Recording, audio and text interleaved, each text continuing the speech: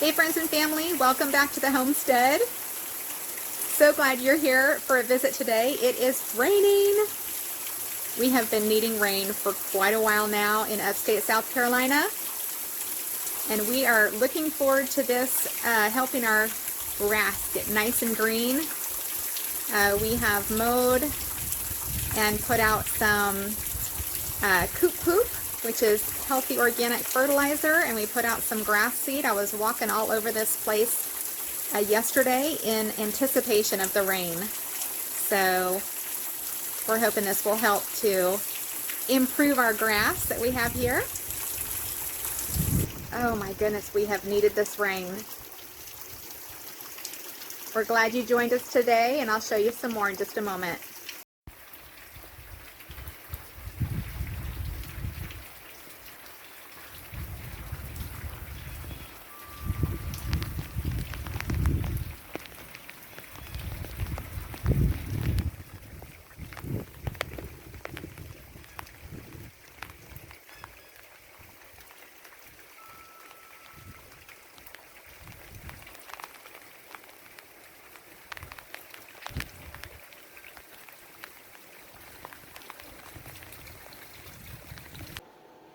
Alrighty friends, so as promised, I'm going to be showing you a little bit of our grow station today. But before we get into all this, I wanted to give you a couple of, actually three quick updates on some of the animals here. Our bluebirds, I was telling you in a previous video about how they had been cleaning out their old nest and they were building a new one. Let me tell you, they keep going through that, and they did that last year as well, where they kind of start building, clear it out, start building some more, clear it out. So they're still working on that. As soon as I have any news on baby bluebirds, I will be sure to let you know about that. Number two, we have bunnies hopping all over the place. They love springtime, and so this is when we see them come out, in full force. So we don't see them as much during the winter time, just one or two randomly, but now we're seeing them every day pretty much in the, along the back fence line, when we look out the kitchen window, and out front along the trees and in the paddock and so forth. So it's really fun. And we're seeing them almost every day, so that's really fun. And then number three, we are noticing tiny cardinals. And we're here in the upstate of South Carolina, so we have cardinals, every year. But we're noticing little ones. And I've never seen a baby cardinal before. They're so cute. So they look just like, of course, they look just like the parents, but they're just small. And so they've been really, I think we're noticing them more this year because this year we have a bird feeder. So so we're noticing all the different varieties coming to that one location because of that food source. It's an open buffet for the birds. So anyways, just wanted to give you those updates on the bluebirds that create a nest above our front steps leading up to our front porch each spring, and then the baby bunnies, bunnies everywhere, big ones and little ones. Right now it is the end of March, so this is prime time, spring and all that. So this is our grow station for now, and so as you know, we moved here. I've mentioned in previous videos we moved here about a year ago.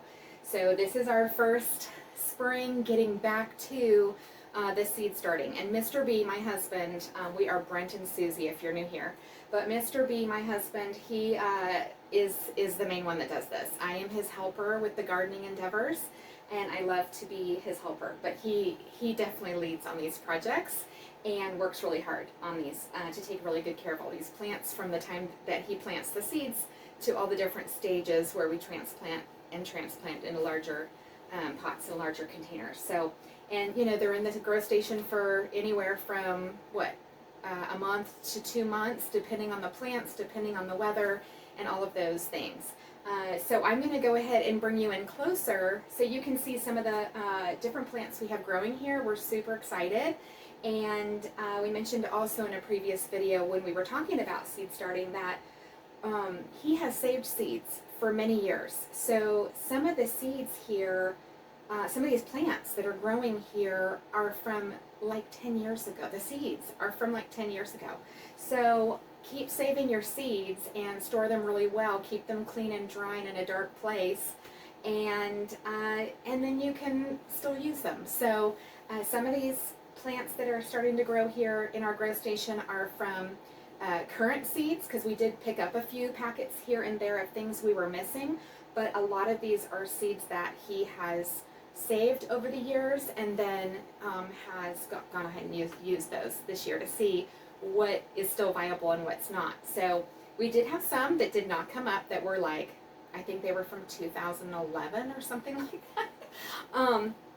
But we have some from like, I think 2013 that are doing really well.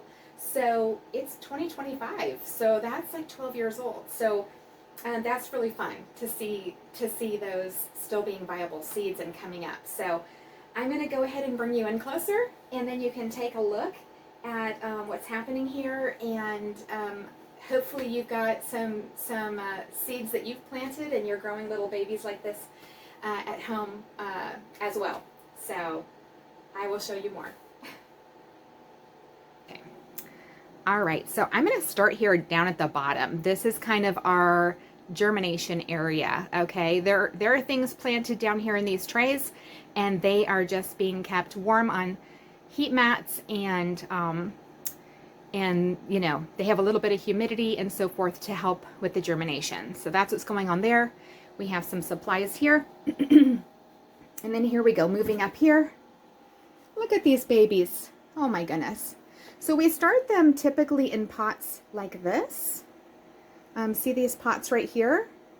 We typically start them like that, and then we can see which seeds are viable, which ones are growing well, and then we can up pot from there with the healthiest and strongest of the plants that are here. So typically they'll go from this sort of situation, and then we will be, you know, up potting them to something like this, one of these trays that has, I think, 72 cells in it. And then look over here, look how well these are growing. Oh my goodness. And we have some reflective material in here that kind of helps keep this area well, you know, well lit. It helps reflect the light.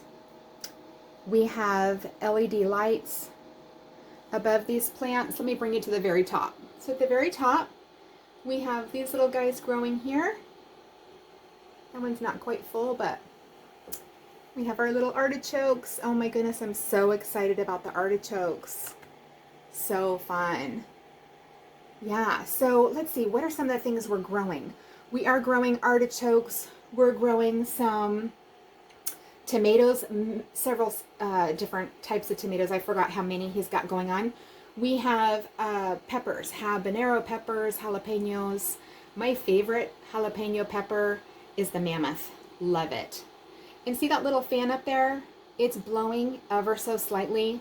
This little guy right here, this black fan right here is a computer fan. And so it's just blowing a little air. So yeah, we have jalapenos, we have habaneros, we have also bell peppers. We have yellow and red chard growing, bok choy, we have lettuces growing, and what else do we have? We have, yeah, I think that's most of what we've got going. Banana peppers, I mentioned. And like I said, lots of tomatoes. I think we might already have at least a dozen different varieties of tomatoes. And there's another one of those little tiny computer fans that's rigged up there. And we have LED lights. And then we do have the grow mats down below for the germination. So just wanted to give you a little picture of our setup here. And so it's just on one of these racks that is, you know, something that you could use in your kitchen or in a pantry. So I just wanted to kind of show you our setup here. All right, well, thank you for coming to visit. Please comment down below if you are starting any seeds, or if you have already started seeds and you have your grow station going on at your house. This is the end of March here in the upstate of South Carolina, so seed starting is ideal basically mid-February to mid-March, but you can keep going into late March, no problem. I mean, it doesn't have to be any, you know, hard, fast rules. We actually find that the later you put things out in the ground, often the better they do. You don't have any worry of, you know, like a late frost that comes and surprises you or anything like that. So So we're really excited about all that's growing here. And oh my goodness, so two of our favorite varieties of tomatoes are the Sun Gold for a super delicious cherry tomato, and then Abigail's for a nice size slicer tomato to put on a hamburger or to put on your sandwich. Really good. So the Sun Golds and the Abigail's, we love those. We're growing those, but a lot more too. So we'll keep bringing you along, but I wanted to be sure. I know I had mentioned in a recent video that I'd be showing you our growth station, so wanted to be sure to do that today. And again, we're so thankful for the raining outside. The rain is supposed to continue on into this evening and more tomorrow, so we're really thankful for that. So God bless you and keep you. Thank you for coming along, and we'll see you in the next one.